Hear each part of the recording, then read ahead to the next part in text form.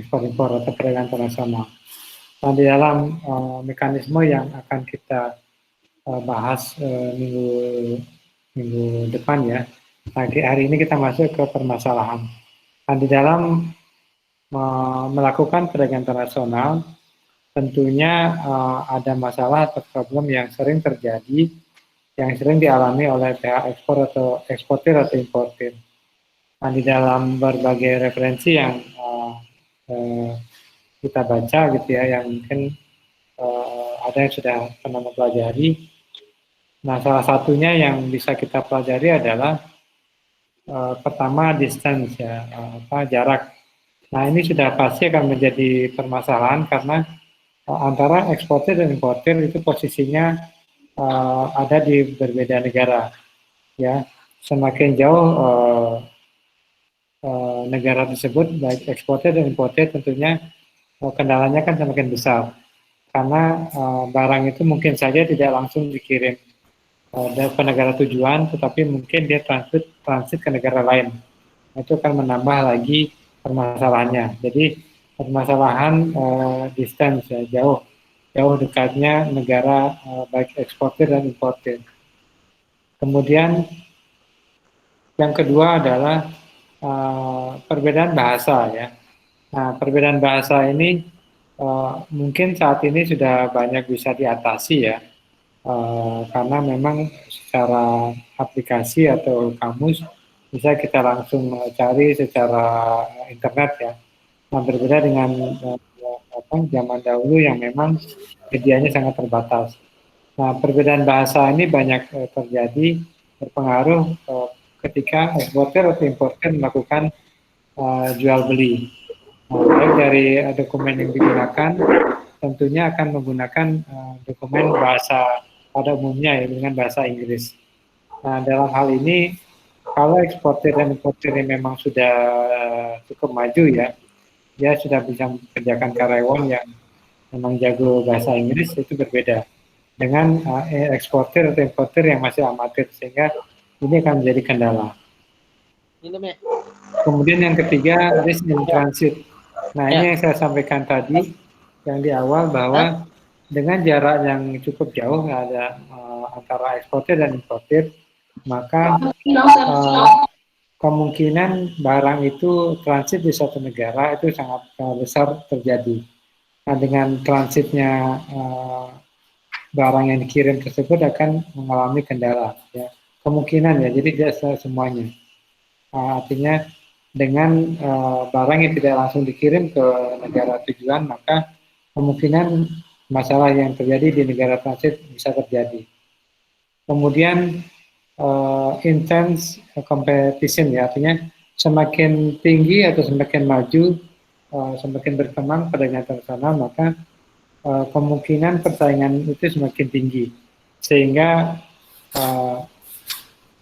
peluang orang melakukan perdagangan internasional akan semakin banyak pesaingnya. Nah, ini akan mempengaruhi kualitas atau harga satu barang. Biasanya semakin tinggi kompetisinya, maka orang akan bersaing dengan kualitas, kemudian harganya juga akan semakin turun. Kemudian difficulties in payment ya, artinya kesulitan dalam pembayaran ya, mekanisme pembayaran. Nah, pembayaran ini tentunya tidak sama dengan kalau kita melakukan transaksi dalam negeri ya, dengan menggunakan mata uang rupiah yang dengan membayar tunai ya. Tetapi kalau kita transaksi ekspor impor, mekanisme pembayarannya tidak semudah yang di lokal ya atau di dalam negeri. Itu bisa menggunakan letter of credit atau transfer dan lain-lain ya. Nah, itu permasalahan ini muncul karena ya eksportir dan importir berada di negara yang berbeda, kemudian aturan yang berbeda, sehingga aturan ini kadang memperlambat proses pembayaran. Kemudian ada juga impor dan ekspor restriction yaitu pembatasan. Yang pernah kita bahas sebelumnya, satu negara akan diperbolehkan memang membatasi suatu barang yang masuk ke negaranya, sehingga pembatasan ini menjadi masalah bagi importir atau eksportir ketika barang yang akan dikirim atau dipesan itu dibatasi oleh negara yang bersangkutan. Kemudian masalah transport dan komunikasi. Nah, ini juga menjadi kendala ketika transport yang digunakan misalnya menginginkan barang yang cepat tiba, maka akan menggunakan transport udara. Tentunya akan berpengaruh kepada biaya yang diinginkan. Kalau menggunakan kapal laut tentunya akan lebih murah, tetapi jangka waktu sampainya akan lebih lama. Kemudian komunikasi ya, tentunya komunikasi saat ini mungkin akan lebih mudah dibantu karena dengan adanya internet akan lebih mudah komunikasi antara eksportir dan importir. Berbeda dengan ketika internet atau media telekomunikasi telepon itu belum ada. Jadi pengiriman dengan menggunakan media surat. Kemudian ada juga yang terakhir lack of information about international trader ya. Jadi kurangnya informasi terkait dengan perdagangan internasional. Ini juga menjadi masalah ketika yang tadi saya sampaikan tadi adalah eksportir dan importir yang amatir ya, yang mungkin baru pertama kali melakukan perdagangan internasional sehingga banyak hal yang terkait perdagangan internasional itu belum diketahui. Itu beberapa permasalahan yang terjadi dalam perdagangan internasional. Nah, sebelum saya lanjutkan, seperti yang kita sepakati minggu lalu, silakan pertanyaannya ditulis di kolom chat ya, sehingga nanti setelah kita selesai saya menyampaikan materi ini bisa kita bahas satu persatu. Saya lanjutkan dengan permasalahan yang hampir sama ya, tapi karena saya ambil dari sumber yang berbeda, ada beberapa masalah yang belum dibahas tadi akan saya bahas ya. Distance tadi sudah ya, kemudian perbedaan bahasa ya, tentunya bahasa sangat berpengaruh. Kemudian tadi transportasi dan komunikasi sudah, in transit sudah ya, kemudian yang belum itu dokumentasi ya. Nah, dokumentasi ini untuk perusahaan yang memang bergerak di dalam ekspor impor biasanya dia memang pekerjakan karyawan yang khusus ditugaskan untuk bagian eksim atau ekspor impor, sehingga pembukuan dokumentasi syarat-syarat yang biasa digunakan itu sudah terdokumentasi dengan baik. Itu akan lebih mudah. Berbeda dengan importer yang hanya melakukan ekspor impor hanya sekali waktu, tentunya akan tidak mempersiapkan pembukuan yang lebih valid ya. Kemudian study of foreign market ya. Nah, tentunya kalau kita melakukan perdagangan luar negeri atau ekspor impor, kita harus banyak mempelajari tentang perdagangan di luar negeri ya, karena kita wajib mengetahui seperti apa sih aturan di dalam suatu negara kalau kita ingin membeli barang dari negara tersebut. Nah, tadi problem in payment sudah ya. Kemudian frequent market change ya.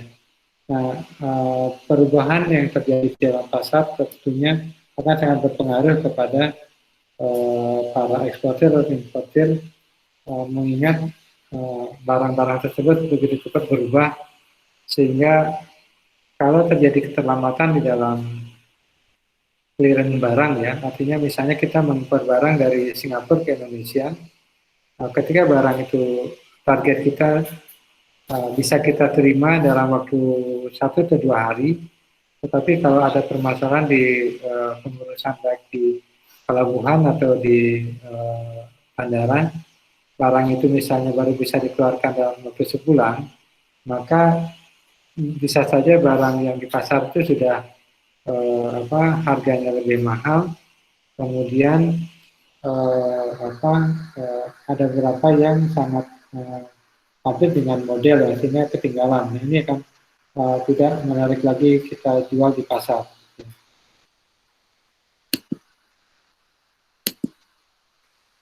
Kemudian kita lanjutkan dengan materi berikutnya terkait dengan masih terkait dengan permasalahan ya, karena saya ambil dari beberapa materi atau sumber sehingga bisa menambah wawasannya ya. Kemudian ini dalam bahasa Indonesia yang mungkin lebih mudah dipahami, dalam ekspor impor tadi tentunya sangat lumrah ya, misalnya barang tidak dikirim oleh eksportir. Nah, bagaimana kita meyakinkan kalau kita mau beli barang gitu ya, kita beli barang, kita mau bayar dulu atau tidak gitu ya. Nah, maka barang tidak dikirim oleh eksportir. Karena biasanya eksportir yang menginginkan barangnya dibayar terlebih dahulu, baru dikirim. Nah, ketika kita sudah sebagai importir membayar lebih dahulu, kadang juga eksportirnya tidak mengirim langsung karena berbagai kendala yang dialami. Gitu. Nah, itu juga kita tidak bisa memantau 100% bahwa keinginan kita itu selalu dipenuhi oleh eksportir atau importir ya. Kemudian yang kedua, ya, barang tidak sesuai pesanan itu sangat sering terjadi ya. Mungkin kita atau teman-teman atau mahasiswa yang sering melakukan pembelian barang secara online pernah mengalami barang kita pesan tidak sesuai dengan apa yang kita inginkan. Apalagi ini dengan ekspor impor yang barangnya atau negara yang pengirimnya sangat jauh ya, tentunya bagaimana barang itu dikemas, kemudian berapa hari di jalan, baik di laut atau di udara, sehingga bisa mempengaruhi kualitas dari barang tersebut ya. Ada juga jumlahnya tidak sesuai atau ukurannya tidak sesuai. Nah, ini banyak sekali terjadi, sehingga sangat dibutuhkan kepercayaan kita terhadap eksportir atau importir ya. Kemudian barang terlambat tiba. Nah, ini terjadi ketika yang kita bahas sebelumnya bahwa jarak antara pembeli dan penjual itu sangat jauh, berbeda negara, sehingga ketika kita sebagai pelaku eksportir dan importir, kita tidak memahami aturan main di dalam bea cukai misalnya ya, ketika kita akan mengajukan pengeluaran barang dari pelabuhan, tetapi kita tidak siap dengan izin-izinnya, maka barang kita akan tertahan. Nah, ini akan membuat barang kita terlambat tiba ya. Atau memang terjadi permasalahan di transportnya ya, atau ada misalnya ada badai di tengah laut sehingga barangnya terlambat ya. Kemudian barang tidak dibayar oleh importir. Nah, ini kebalikan yang tadi saya bahas bahwa barang tidak dibayar oleh importir, di mana ketika mekanisme pembayaran yang kita gunakan barang dikirim terlebih dahulu karena kita percaya kepada eksportir, karena kita percaya kepada importir ya, ternyata pada saat barang itu tiba yaitu tidak langsung dibayarnya. Nah, nanti kita bahas terkait dengan mekanisme pembayaran. Mekanisme pembayaran dengan LC atau letter of credit itu bisa mengamankan kedua belah pihak.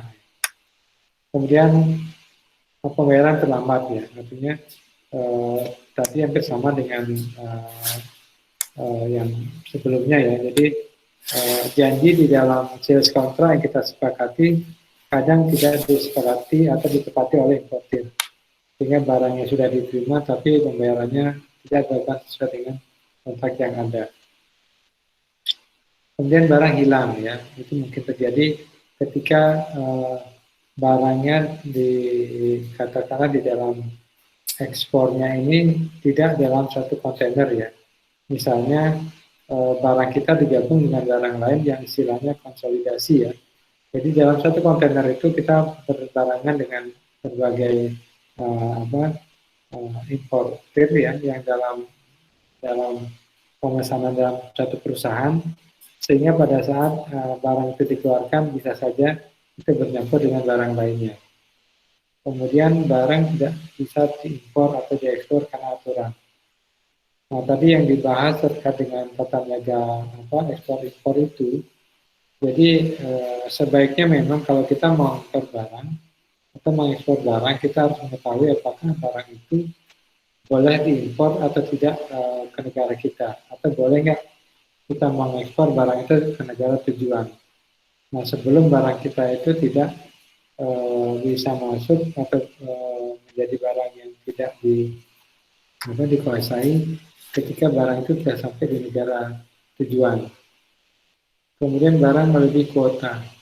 Nah, tata niaga yang diatur oleh pemerintah suatu negara itu dimungkinkan untuk membatasi impor suatu barang. Misalnya yang kita bahas minggu lalu terkait dengan barang pertanian yang misalnya beras itu ada aturan mainnya. Ketika melebihi kuota tentunya akan diminta untuk diekspor kembali atau ditolak. Karena itu sudah ditentukan berapa maksimal suatu importer boleh mengimpor barangnya ke dalam negeri. Kemudian fluktuatif kurs atau mata uang asing. Nah, mata uang asing itu sangat berfluktuasi ya, sehingga di dalam melakukan impor ya kita akan di, apa, menemui masalah-masalah kurs ya. Nah, sehingga bagi importir itu sangat sulit kalau misalnya rupiah mengalami pelemahan ya, sehingga kadang importir itu membuat atau memiliki tabungan cadangan dolar yang cukup tinggi untuk mengantisipasi terjadinya fluktuatif kurs ini. Nah, dalam aturan mainnya, dia juga Kementerian Keuangan dia menggunakan kurs yang berlaku selama seminggu, sehingga importir yang akan mengirim barangnya sudah mengetahui kurs yang akan dipakai itu pada minggu ini adalah sekian misalnya. Kemudian dia pengurusan barang mahal atau waktunya lama. Ini yang tadi sekilas ya. Nah, pengurusan barang mahal atau lama. Ini terjadi ketika kita tidak memahami aturan ekspor impor ya. Kita mengimpor begitu saja ketika ada pesanan dari luar negeri. Kita sebaiknya memang kita pelajari terlebih dahulu bagaimana aturan mainnya sehingga kita bisa membuat barang itu lebih cepat kita keluarkan dari pelabuhan ya. Nah, aturan biaya mahal tentunya kalau kita menggunakan agen atau calo itu bisa saja ya. Nah, tetapi memang tidak mudah untuk mengurus sendiri. Kadang orang mau mempercepat urusannya dengan menggunakan agen atau PPJK atau forwarder, tapi biayanya akan lebih mahal. Nah, kemudian ini dari sumber lain, common pitfall with importing and exporting ya. Nah, ini pitfalls itu artinya permasalahan yang tiba-tiba ya. Artinya tadi sudah mungkin tidak tergambar ya. Ini terjadi kenapa? Karena memang kita tidak siap dengan aturan ekspor impor. Nah, lack of knowledge of exchange rate ya tadi ya, karena fluktuasi rupiah atau mata uang asing itu sangat tinggi, sehingga kita sebaiknya memang memahami aturan mainnya. Kita akan berdagang atau membeli barang dari negara mana, kemudian mata uang apa yang digunakan, nah kita siap atau tidak gitu ya, dengan aturan main dari kurs itu gitu ya. Sehingga sangat penting kita memiliki cadangan atau pengetahuan tentang mata uang asing. Kemudian rasio terkait dengan custom itu dia juga ya. Kadang memang sering terjadi hubungan yang kurang bagus dengan kepabeanan atau bea cukai itu berdampak pada masalah ekspor impor yang kita lakukan. Nah, sebaiknya kita memang belajar terlebih dahulu terkait dengan aturan ekspor impor ya, sehingga kita tidak dipengaruhi oleh hal-hal yang memang merugikan perusahaan kita.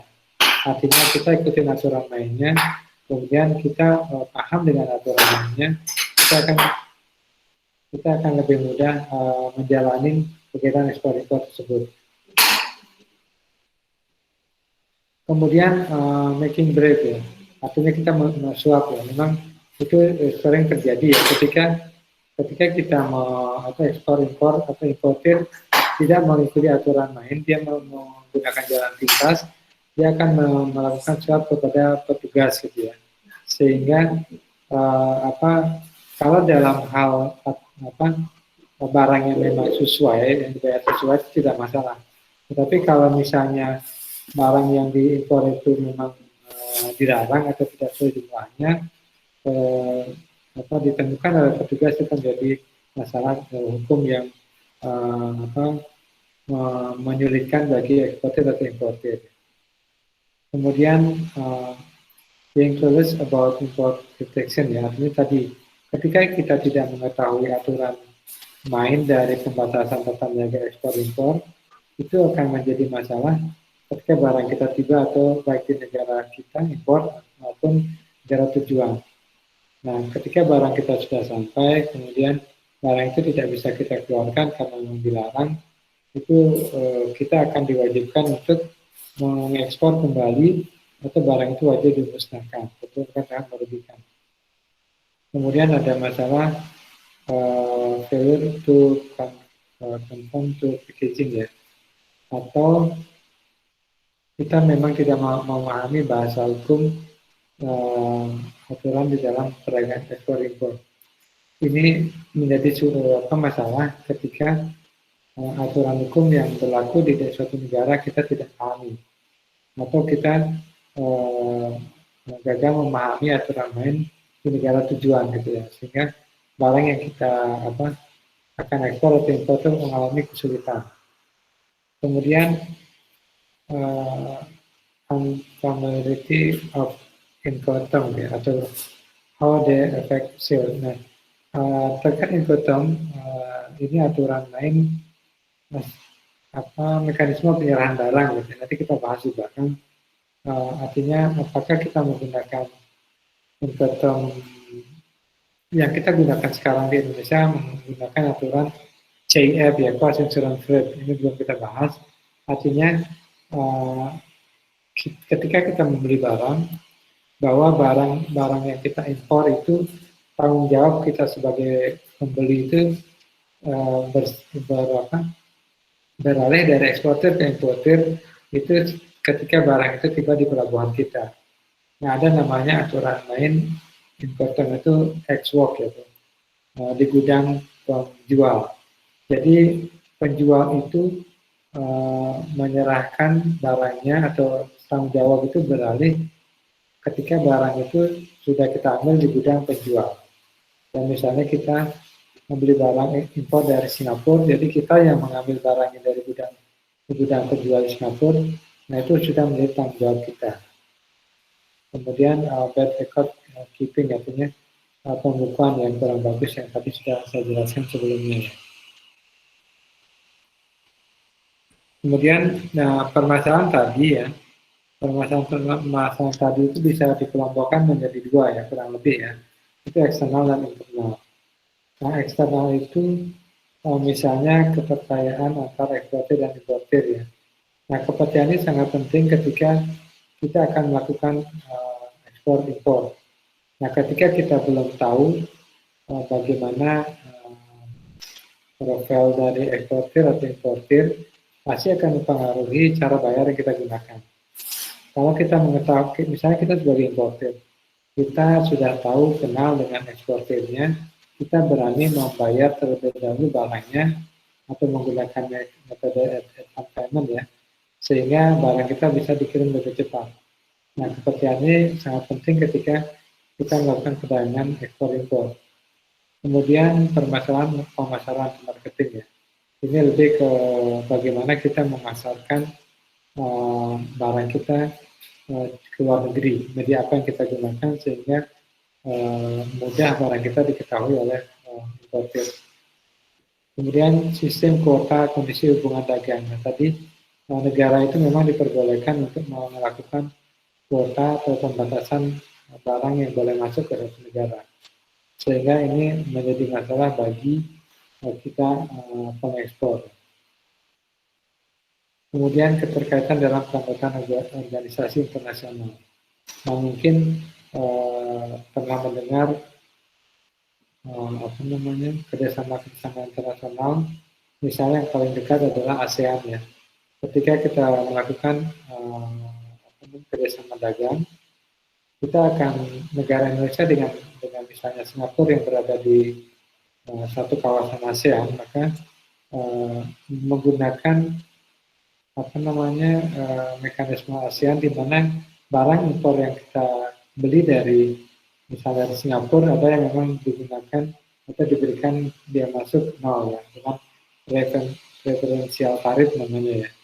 Jadi ketika sebaliknya kita mengirim barang ke Singapura, maka biaya masuk juga nol. Jadi laporannya timbal balik.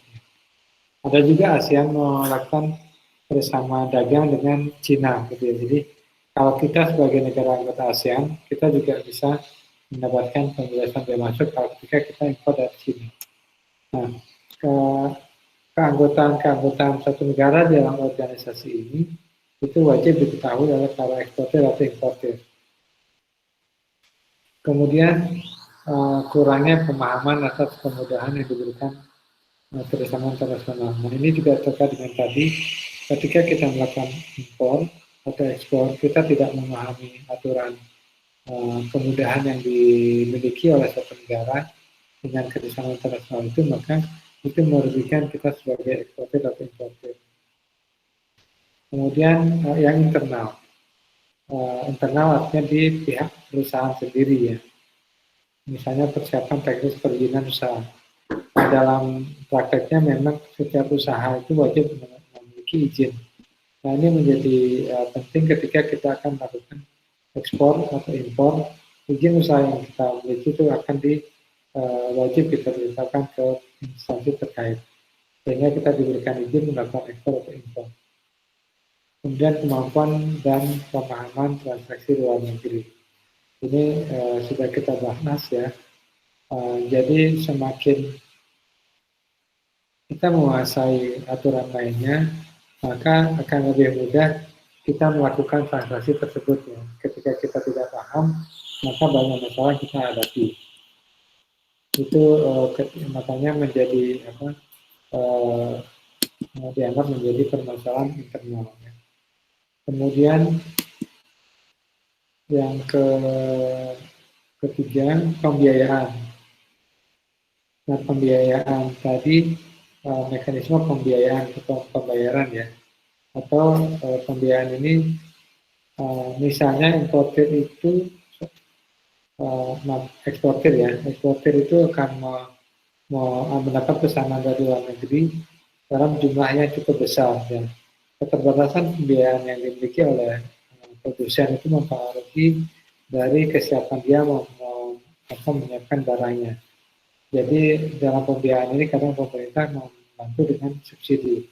Walaupun satu negara akan melarang atau memberikan biaya masuk tambahan terhadap barang ekspor kita yang disubsidi oleh pemerintah. Kemudian kurang dalam kesiapan barang, artinya kurang di dalam tadi ya terkait ketika kita mempersiapkan barang ekspor kita, tentunya harus menyesuaikan dengan permintaan dari importer. Kemudian kebijakan ekspor impor. Ini tergantung dari masing-masing negara. Ketika kita akan melakukan ekspor atau impor, kita wajib mengetahui aturan main di dalam negara yang kita akan ekspor atau impor. Nah, ini contoh permasalahan tadi ya. Ketika ada dua pihak, eksportir atau importir, nah ini akan menjadi saling berseberangan. Artinya di sisi eksportir, ya kalau kita sebagai penjual atau produsen, tentunya kita akan ingin segera mendapatkan pembayaran. Kemudian bebas dari risiko tidak terbayar.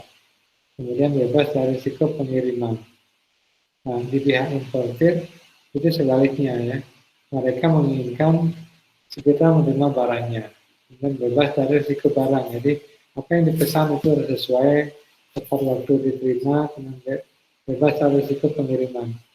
Nah, perbedaan dari keinginan eksportir dan importir itu memang perlu mediasi ya, mediasi sehingga meminimais atau mengurangi risiko yang akan diterima baik oleh eksportir dan importir. Nah, jadi mediasi ini penting untuk tetap memperlancar terjadi ekspor impor. Nah, makanya tadi yang kita bahas adalah trust atau kepercayaan antara ekspor impor itu cukup sangat penting dalam ekspor impor. Jadi keinginan melaksanakan hubungan dagang ini tentunya akan sering terjadi benturan ketika tidak bisa dimediasi baik eksportir dan importir. Sehingga negara tersebut, misalnya Indonesia dan Jepang, dalam contoh ini dia melakukan bersama dagang ya. Jadi Indonesia, Jepang, dan ada juga ASEAN dengan Jepang. Sehingga ini mempermudah di dalam menjamin kedua belah pihak ya, baik sebagai eksportir maupun importir. Kemudian di dalam kita melakukan ekspor atau impor, nah kalau kita tentunya kan perlu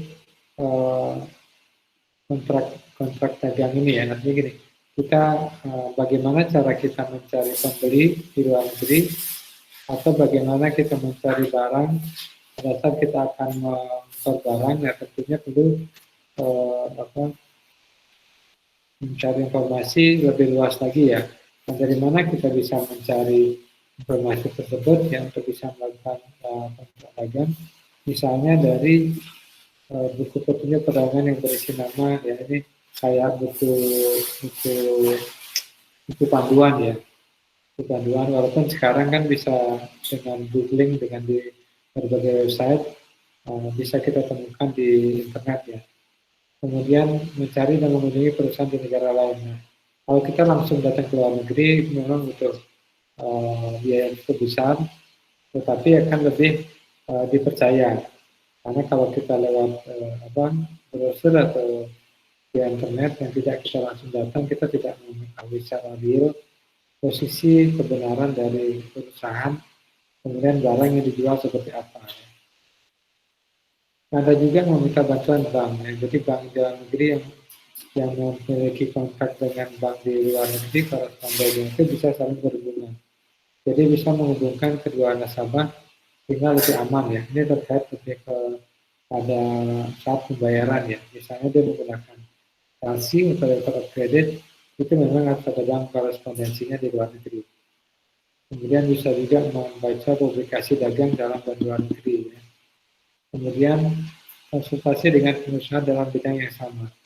Artinya asosiasi dagang itu sangat penting ketika kita ingin mendapatkan informasi yang lebih banyak dan lebih tepat, sehingga kita tidak mengalami masalah atau mengalami masalah lebih sedikit ketika kita sudah mencari masukan dari berbagai pihak yang memang satu bidang usaha dengan kita.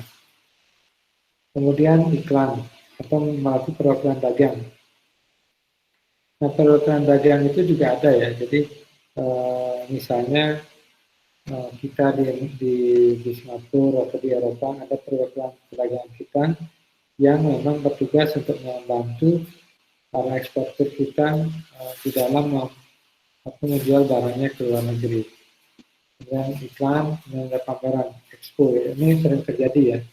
Expo yang memang melibatkan para pengusaha baik UMKM atau perusahaan besar, sehingga lebih mudah untuk mendapatkan pembeli. Nah, bagi calon pembeli pun akan lebih mudah ketika dia datang ke suatu pameran dagang untuk memilih kualitas produk dan perusahaan yang memang layak dia ajak kerjasama. Atau melihat di Nasional Ekspor Dashboard, ini ada di kalau nggak salah di Kementerian Perdagangan. Nah, saya lanjut ke marketing mix ini sebagai pengetahuan saja ya. Karena di dalam ekspor impor tentunya kita sebagai ekspor ya. Kalau ekspor itu kita karena kita mau jual barang, tentunya tidak lepas dari cara kita melakukan pemasaran atau marketing. Secara normalnya sih memang biasanya cuma ada 4 ya. Jadi produk, price, dan promotion. Tetapi semakin berkembang itu ditambahkan menjadi 7. Ya, ada produk, price, place, dan promotion, physicality, dan people, dan proses. Nah, kalau produk itu terkait dengan yang melekat di dalam produk yang kita jual. Ya.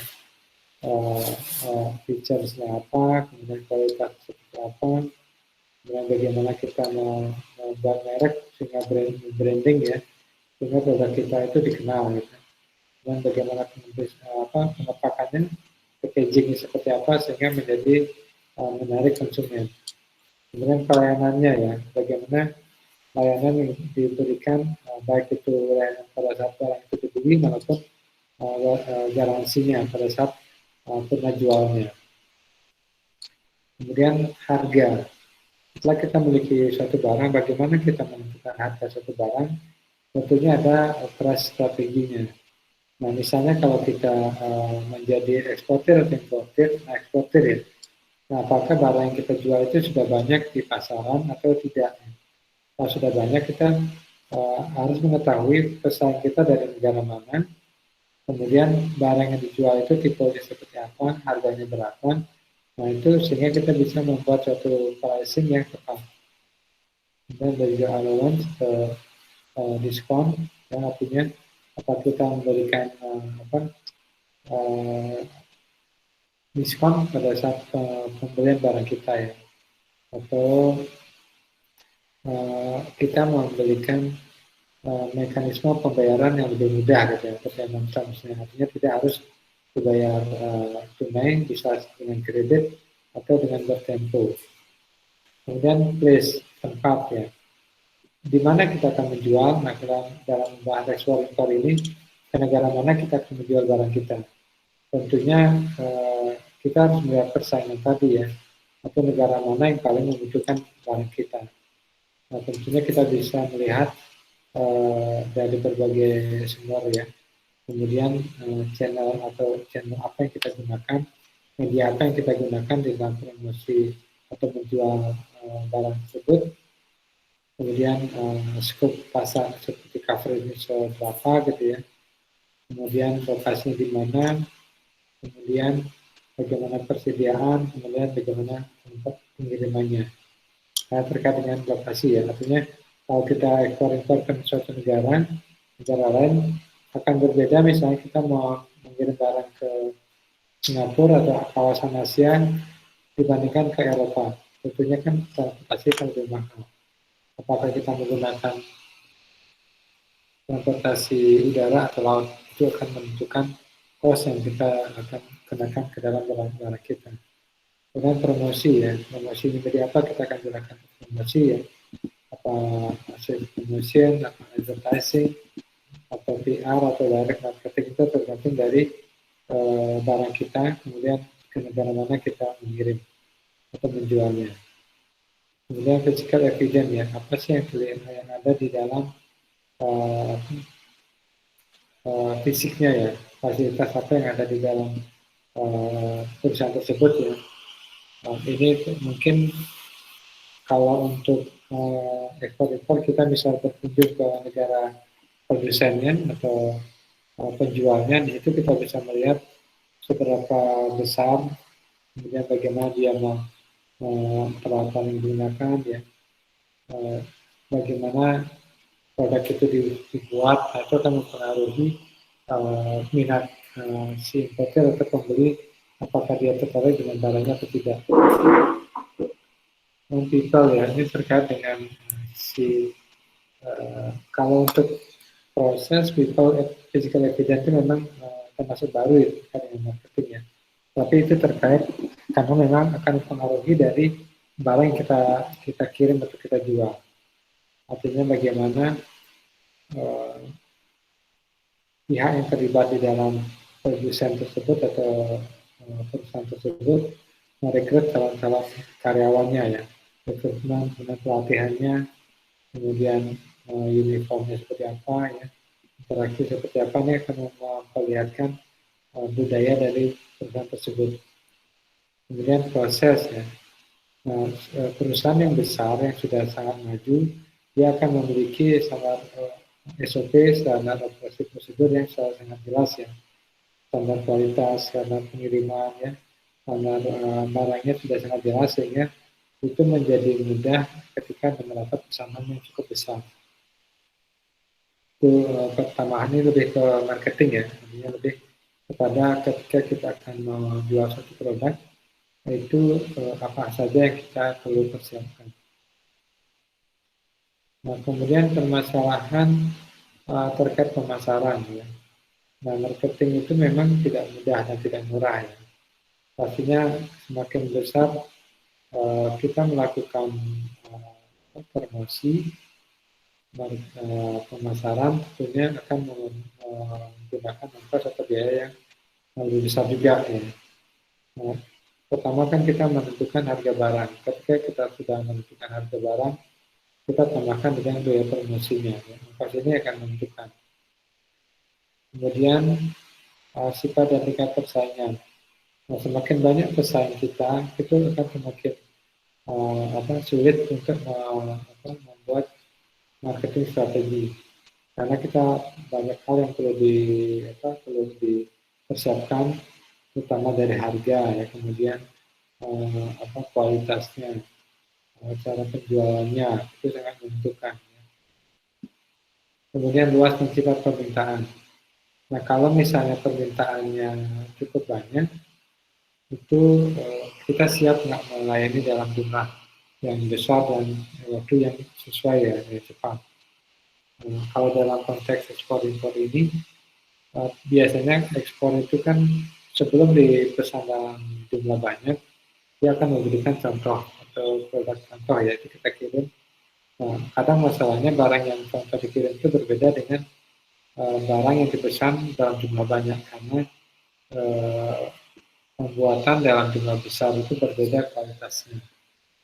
Kemudian peraturan pedagang tegar sempat tadi ya kita bahas terkait dengan pembatasan yang dilakukan oleh suatu negara. Kemudian pembatasan mutu dan volume barang. Ini ada kuota ya. Nah kalau mutu memang quality controlnya memang sangat penting. Bagaimana barang yang kualitas lama dibuat dalam jumlah yang banyak. Kemudian kontinuitas produksi ya. Nah ketika barang-barang yang dipesan itu atau importer yang baru berkembang itu memang mengalami kesulitan ketika dipesan dalam jumlah banyak, kemudian berlanjut, itu kadang menjadi masalah. Kemudian negara tujuan barang-barang ekspor.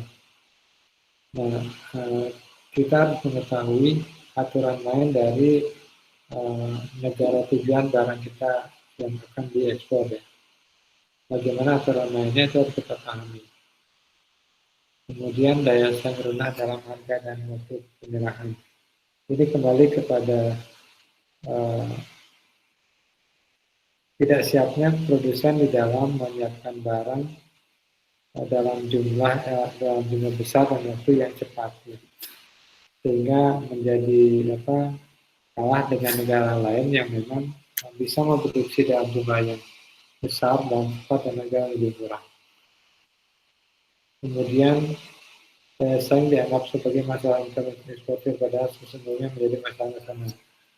Nah, kadang memang ekspor itu kan memang dimudahkan oleh pemerintah, ya, tapi dalam kenyataannya para eksportir itu tidak mudah untuk bisa melakukan suatu ekspor barang karena banyak izin-izin yang mereka harus siapkan, sehingga seolah menjadi masalahnya sendiri. Kemudian saluran pemasaran tidak berkembang di luar negeri. Nah, makanya untuk mempermudah itu di Indonesia itu sering mengadakan expo di luar negeri ya. Jadi apa barang-barang yang kita mau kita ekspor itu kita lakukan pameran di luar negeri. Sehingga saluran pemasarannya menjadi lebih berkembang. Kemudian kurangnya pengetahuan akan perluasan pengalaman ini marketing tadi ya, ketika kita kurang membaca referensi, kemudian aturan main dalam perdagangan internasional, itu menjadi kesulitan bagi eksportir untuk mengirimkan barangnya ke luar negeri. Baik itu materi ini silakan bisa kita diskusikan lagi di sesi tanya jawab.